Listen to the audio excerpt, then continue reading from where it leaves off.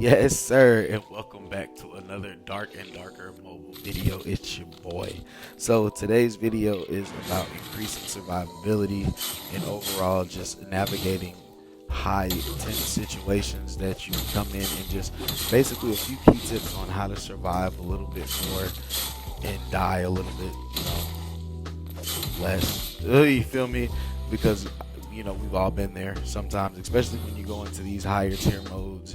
You may not have teammates, or you may be trying to get solos and stuff like that. You know, team dynamics are a lot different because you have to account for a lot more abilities and stuff at once, things like that, different play styles and openings, and just overall how things can happen. So you see this fight, these guys actually pop off. He pops off and he downs my teammate from throwing. I was like, he literally went in, he damaged. But you notice I'm using my bunny hop, getting away. Right here was the key moment. I stayed right out of range for that, and I managed to get in. I beat him in the one-on-one, survive it because he doesn't get those hits, and I can put him down. So I basically just took him out of the fight. They could have solved that if he was there, maybe like if he had just followed up and stayed with him. But I guess bro went on to try to fight our cleric. Didn't really do too well in that regard because bro is still full health. Like, that's kind of tough. And he actually loses track of me, which allows me to get the opening. It's pretty much GG's with how many hits I just got on him, and I hit him with my little stab. But he manages to take our teammate with those the throwing axes. He is deadly with those. I'll give him that. That's a good GG's to him. I'm gonna leave the looting and stuff in because there's another fight that I get into, and it really teaches you the importance of moving, understanding mob behavior, and also understanding game mechanics to help you survive a lot more. Because the next dude that I'm gonna fight, you can skip ahead, I guess, because this is pretty much just gonna be looting and things like that, and I'm only gonna really talk about like how you should go about maybe clearing mobs and maximizing loot for a few minutes, just for the people that don't really understand the PvE part, because like a lot of people still struggle with PvE. So that's what we're gonna. So when it comes to looting and getting more money and stuff like that, it's pretty much very simple. Everything's pretty much rarity based, but you gotta understand like where you can get certain loot, like the giant bats and goblin caves. They can drop trinkets, necklaces and stuff like that. They have like a higher chance for that. And mummies drop jewels and stuff like that. It's pretty much you have to clear your mobs, take your time. If you can, ideally pull one at a time, like especially when you get to hell mode, because when in hell mode you're pretty much getting two tapped by pretty much all the AI if you're not careful. Like they're doing damage, especially if you're not rocking like the legendary or full epic, enhanced and all of that. Then we gotta go over the enhanced guy. Like, there's just so much depth when it comes to this game, and there's just so much to cover.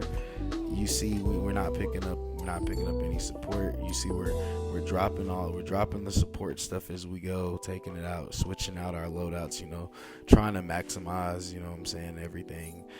Also, there's the thing with the collections. I'm gonna have to cover that in a separate video that's probably gonna come today, because this footage was recorded yesterday. So I will have to actually show you guys, because now the build that I have is pretty insane. Like, it's insane due to the collections just dropping off those epic items, or all the items with the little, it's like a little bookmark on it almost. If you collect those, drop those into the collections, you get some crazy stat boosts, and there's some very specific ones that can really take your builds through the roof, and it'd probably be the key to you surviving a little more. And if not, that's probably the reason why you're getting outpaced by a lot of people, because if you've caught on to the collections and you've really looked through them and seen and understand how the stats and everything work, then you'll understand, like, you can get +1 strength. You know what I'm saying? There's one that gives you +1 on all stats. You can get +8 magic resistance and all of those things. Like, those things are that's a crazy number. That is a crazy number to get. Like, so you see how we're taking our time clearing the mobs. And when it comes to fighting AI, most of the AI can be solved through strafing. So now we're coming up on the fight that I was talking about, where the fight is going to be a little bit longer because I actually wandered off from my teammates. So this is a solo fight. The reason that this is really important, because these guys were not like squish, or like, you know, they weren't like noobed. Like, you actually, you see he's strafing around me. He's not really giving any opening. I botched that so bad. I didn't understand my range, but I poisoned him, and now I'm over here trying to get the space, and now I'm with it. He's hurting. I got stuck. I cannot aim over it, and now he has his rogue. His rogue is here. This rogue actually knows what he's doing. He's such a good player. I had a very fun time fighting this guy. Like, look, he's strafing it already. He already knows what's going on. But you see, I'm over here killing him. I'm killing him with the bunny hops. I can't get a heal off, so it's pretty much over. It's GG's for that. So you see, I fall back.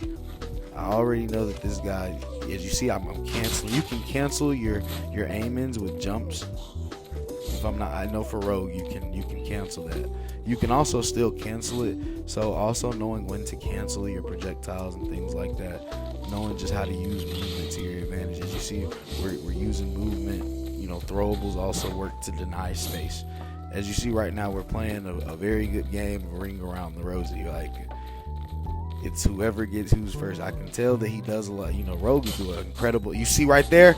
That is the power of the invincibility right there planted. But you see, I'm using movement and bought myself some time.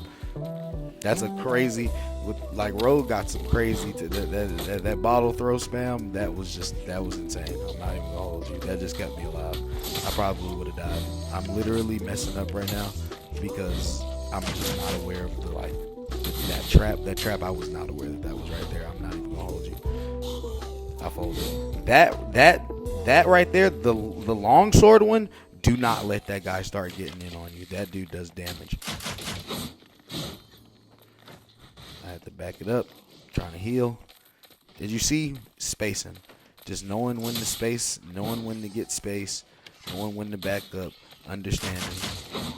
And I just cannot, like, this guy, he's not going. I'm not gonna lie to you. He's not going for it. Like, he's nasty with it. But I just went on and said, screw it. Somebody got to be the one to push and get some damage off. So now that I've aggressed, I'm like, okay, cool. I need to just keep circling. And see, this is what I mean by kiting. I'm just kiting the mob. I don't get how I missed that. That is crazy. That's crazy that none of those hit right there. I used the invisibility to drop aggro. Got me some opening hits. It's a wrap. I got him. Finally. I learned his patterns. We went around and we fought for it.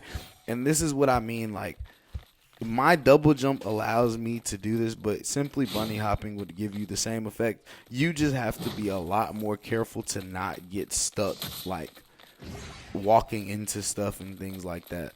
With the double jump, it gives me a lot more leeway, but as a rogue, I'm basically paper thin. I will pretty much die to just about anything if I'm not careful. But you see, again, right there, dropping the aggro for the AI, using it to get my portal. I'm going to sit there and I'm going to open my portal first, and then I'm going to try to, I actually mess up right here, and I, for some reason, don't finish opening the portal, but I didn't want his teammate to come back, and I was damaged, and I wouldn't have really had time to, like, heal up. I think I'm, like, I'm low on heals, so I was kind of trying to preserve my health a little bit. But as you've seen, it was really just about using movement, understanding aggro, knowing how to kite, you know what I'm saying, positioning, fighting for space, taking your time, just being patient. Like, a lot of fights are a lot more, like I said, rogue fights are really weird because they have some crazy movement. That dude was moving. but we were both jumping around, dodging the mobs. No, and you can really ignore mobs up to a certain point as long as you know how to dodge them. Like, there are certain ones that, like, if you're not playing rogue class and you can't double jump, you have to prioritize, such as like the long sword, like the stupid long sword ones, and I guess archers. Archers are really dangerous as well, especially when you get to hell mode. You don't want to daze around with archers either, because usually you catch 2-3 arrows or catch an arrow in the back and it takes half your health and then you just get headshot. It's really a wrap. Like not even gonna hold you.